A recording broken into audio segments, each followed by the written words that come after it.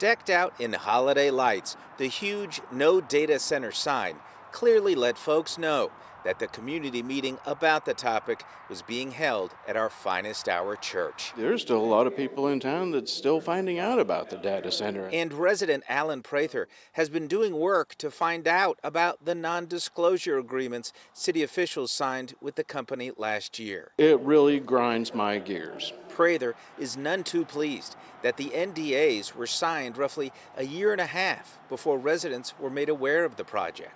I did a information request with City Hall and found that this is the only NDA that City of Coweta has ever signed in its history of the town. News Channel 8 reached out to both the developer of the data center and the city to see if any officials from either would be at tonight's meeting.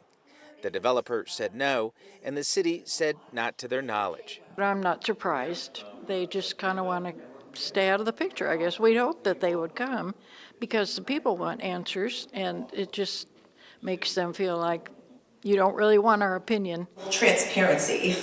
That's another part of this. One official who was here, State Representative Mandy Clinton. I held an interim study in October at the legislature to examine data centers and their impact on our water and our power. When it comes to power, residents have expressed concern that the proliferation of data centers statewide would lead to rate increases for everyday consumers. I think that we will see rate increases if we continue to bring on large load customers like hyperscale data centers. That has happened in every state that has done this. Concerns over the impact of data centers, with residents and lawmakers looking for more transparency. I'm filing a bill that would require the Department of Commerce to compile a directory of data centers. Where are they? How much power do they use? How much electricity do they use? In Coweta, Burt Mumolo, News Channel 8.